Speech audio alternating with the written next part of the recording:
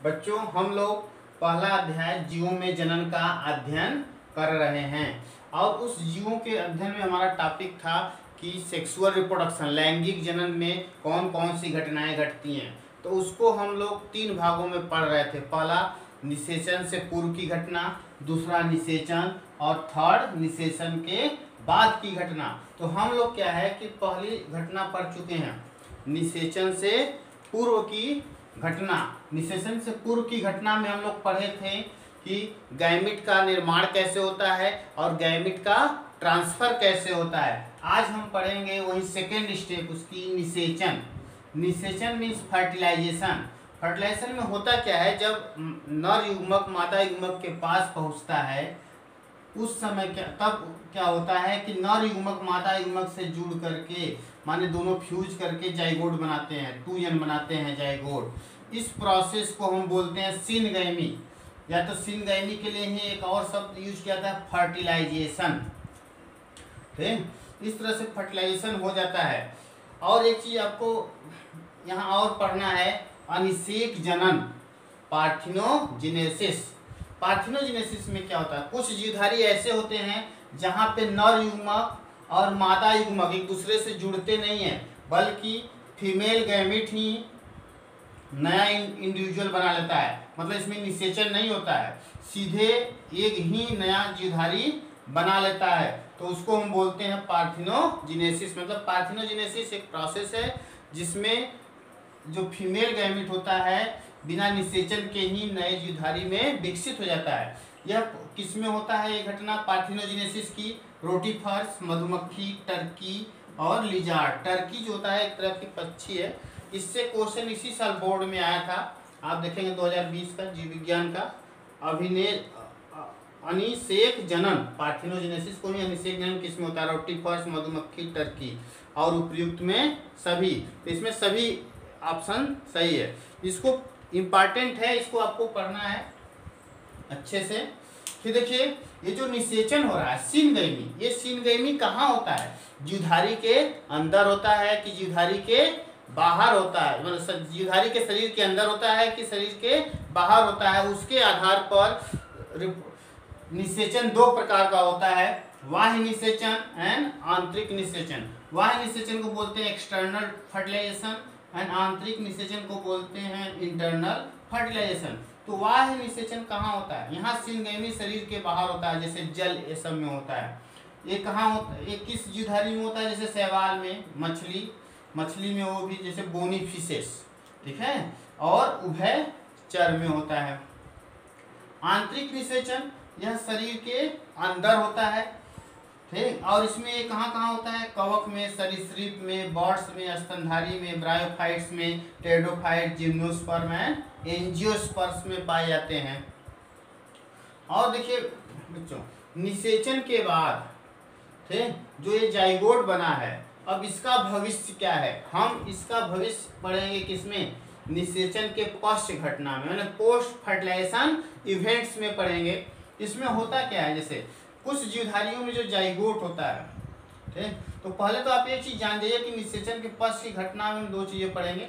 इसमें जो जाइगोट बनता है और जाइगोट के बाद कुछ जगह पे एम्ब्रियोजेनेसिस होता है, माने भ्रूण का निर्माण होता है। तो कुछ जीवधारी जैसे कुछ कवक हैं या तो शैवाल हैं जहाँ पे जाइगोट में विभाजन नहीं होता है, बल्कि वह खुद ही एक इंडिविजुअल की तरह कार्य करता है, ठीक। और उसी में अर्धसूत्री विभाजन हो जाता है, ठीक है, और स्पोर्स बन जाते हैं।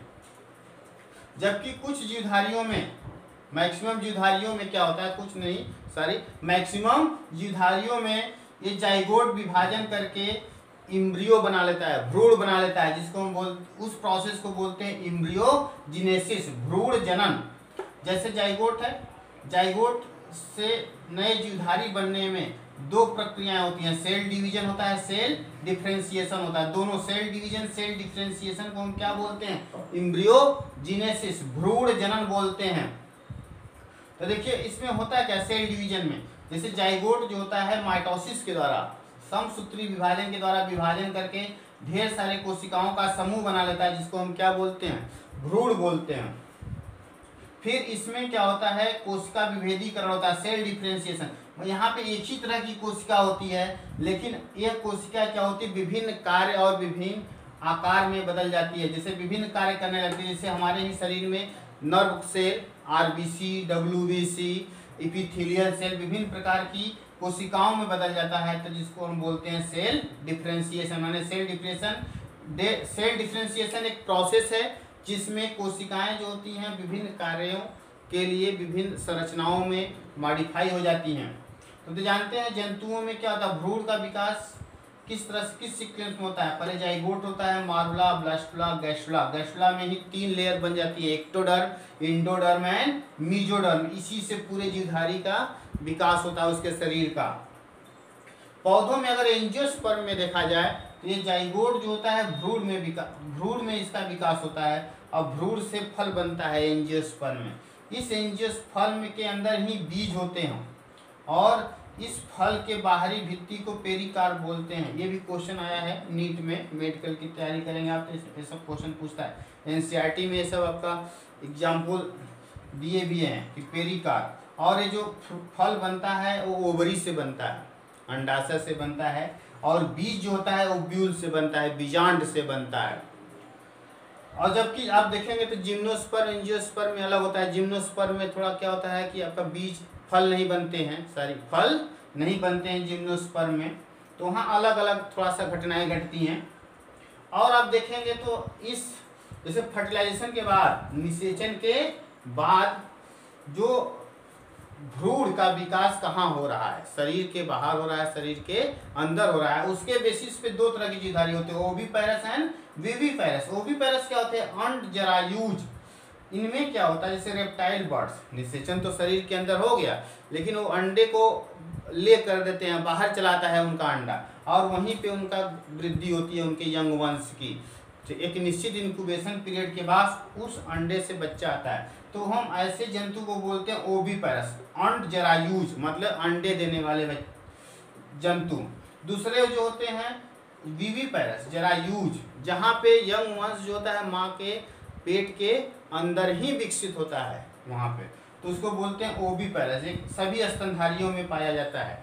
बच्चों ये आपका पूरा सिलेबस, ये चैप्टर खत्म हो चुका है, फर्स्ट चैप्टर। ठीक है, अगले वीडियो में हम लोग नेक्स्ट चैप्टर स्टार्ट करेंगे।